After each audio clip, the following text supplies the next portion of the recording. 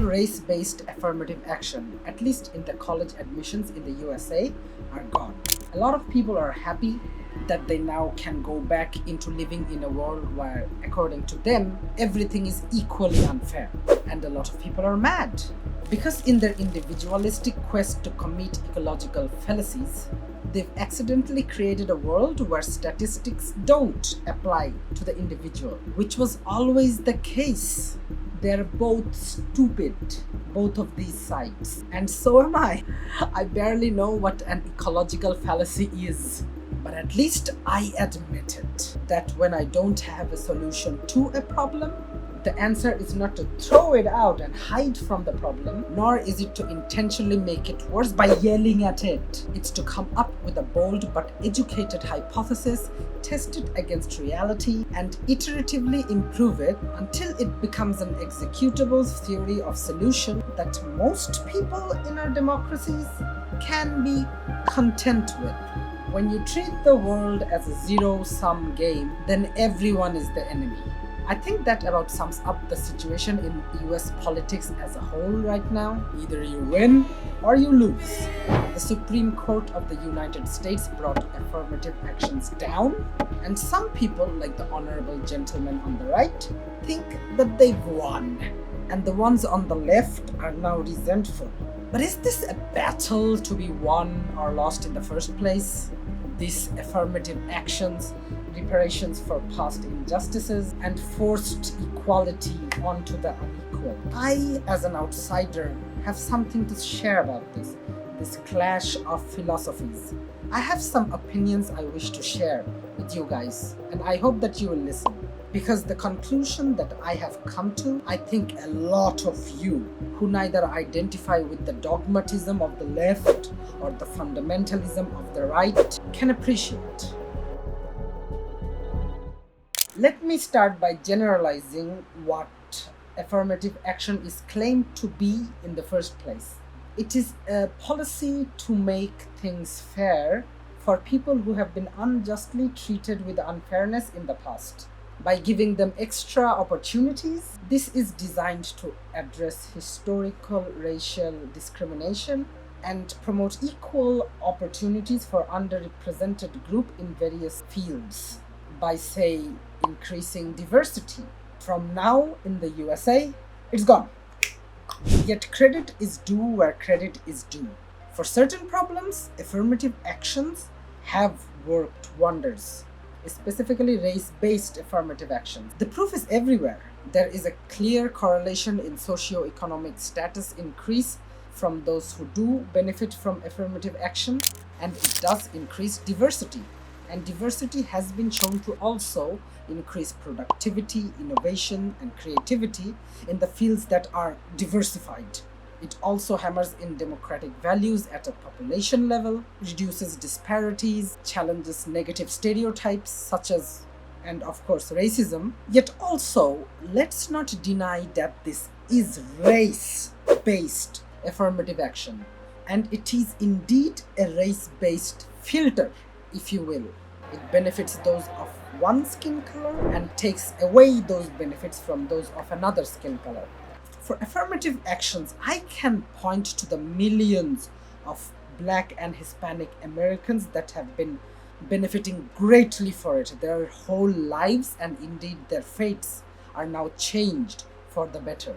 But I can also point to the millions of South and East Asian descended Americans that have taken their benefits away, whose fates could have changed for the better, but they are currently now at the same position as their parents and grandparents were, as new immigrants. Because these people, even if they scored 0.25 points more in their GPA, they could not get into their preferred universities, especially the elite ones, because of their skin color. Race as a filtering mechanism, segregation. Does this feel fair? Really? Can people of all races feel it as fair? They claim that it's just leveling the playing field. But isn't it just preferential treatment? This so-called positive discrimination? Race-based affirmative actions claim to look at people individually. But the variable they use to filter people, race, something that we cannot control, is literally the most non-individualistic metric out there. It claims by increasing racial diversity, it also increases the socio-economic status. Is increasing diversity the goal? Or is it the socio-economic status? Has the metric to be changed become the goal to be achieved? Just another number to tick on an endless list of virtue signals? Why is race even the variable, something that we cannot possibly control and choose for ourselves? The pop politician left, the ones that are loudest, seem to turn a blind eye to all this. Their dogma is not to be questioned. But is it not a fact that the current model of race-based affirmative actions removes racism towards one ethnic group by being racist to another?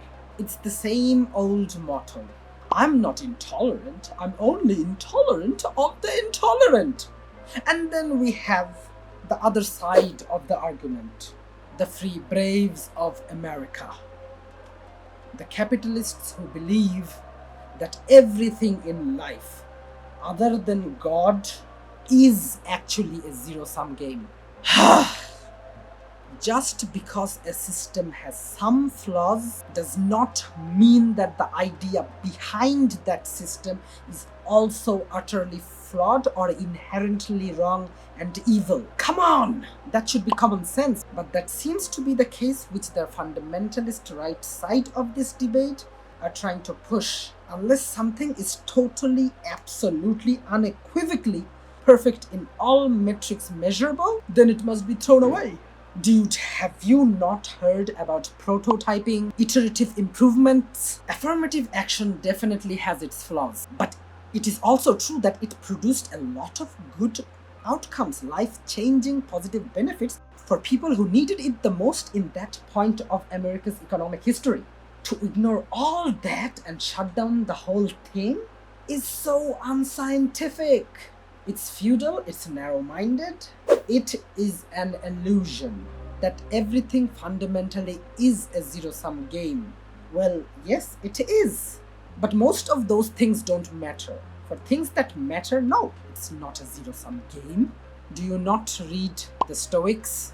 Everything does not need to be perfect to work. This idea that something needs to be perfect to work is also a dark side of the lie of meritocracy. I discussed this in another video, you can watch it up here. It is the American dream. Even if two people go to the same school, study in the same classroom with the same books under the tutelage of the same teacher, if one lives in a condo and another lives in the slum, it is not a meritocracy. Meritocracy is all else being equal, all things equal. Is that not the most communist phrase you have heard in your life? Like race-based affirmative action or any affirmative action, it's not perfect, but it does not mean that we should throw the whole thing away. No. As a mindset of radical responsibility, it's quite good. We can strive towards that perfection by making these philosophies more fair and just and kind. So here comes the bias. The right will accept the flawed model of meritocracy as one of their most fundamental identities, but they will refuse to even humor the possibility that affirmative action can be improved to be a more better force of good in this world. Earlier, when bashing the left, I had claimed that diversity has now become the goal to be achieved rather than the metric to be changed. But is that a bad thing?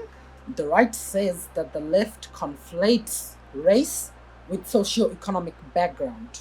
But those two things cannot be removed. Not in the current America, not perfectly. So unless it's perfectly removable, why bring up this concept in the first place? Why do you not practice what you yourself preach? I personally think that diversity is actually a fine end goal to strive towards, because after all, it is correlated quite highly with increased social eudaimonia. Okay, so it's at this point I would come in with a example from Finland about how they're doing this so much better than the USA is doing. That in both meritocracy and race-based affirmative action, Finland is way ahead of them. Meritocracy, maybe, but affirmative actions, nah. Look, Finland is a lot more egalitarian than the USA, but that does not mean that they're better at everything they do. They have their flaws. When researching this topic, the first thing that came to mind was the Sami people and how they were treated very horribly in history. Not in Finland only, but also in Sweden and Norway and Russia. And there have been strides to improve that relationships. The Sami parliament, a political body that can kind of, I don't know, there is a process there, but they can influence laws that pertain to Sami people or the Sami land. It's a bit better in Norway, I think, but Finland is still trying. There's been truth hearings and public seminars, but nothing too direct. Remember that word. There's also a kind of gender-based affirmative actions that they call gender mainstreaming policy, and it has kind of mixed results. Some people say it's working really well, other people have brought out huge stacks of proof that it's actually kind of worthless. But all these affirmative action-like strategies are indirect in Finland. That's the key word. It's subtle. And this is what I noticed about the Nordics in general. Maybe because of their inbuilt shame mechanism that make them so introverted unless they're drunk. The Nordics, they identify a problem, come up with a solution that, and this is important, is indirect in such a way that while it does forward the agenda of equality, it is not perceived with the same magnitude that it is unfair or biased or racist. But that does not mean the concept of affirmative action in pushing for racial equality is flawed as a whole. It should not have been completely thrown away. It should have been better regulated, better laws should have been passed to be more transparent, especially the university. They should have been forced to be totally transparent about the matter. The system should have been criticized for being flawed, but in the left side mainstream media, it's dogmatic. You cannot criticize the system because it will make people feel uncomfortable. It should not be so straightforward. Be more like Medicine 3.0. Preventative. Take action before the problem even appears to solve it, rather than waiting for the person to get sick in Medicine 2.0 and then take curative action. So yeah, it's a complicated topic. I am an outsider. I cannot really say much other than share my honest opinions with you guys. Do you think these have merit? I try to be kind while being unfiltered. I don't know if it's working. What I think I'm doing is actually offending both sides. I identify with neither, but if I had to choose, I'm more left-leaning. I don't know. But yes, if you liked it and you think you'll like my future stuff, subscribe in the comments. What? I'm an idiot. Let me remind you guys again. I am not a political scientist or a politician, not a philosopher, just an enthusiast. So I can definitely be wrong. Comment them below. Let me learn from you. Thank you for sticking with this long ass video. Namaste. Moi moi.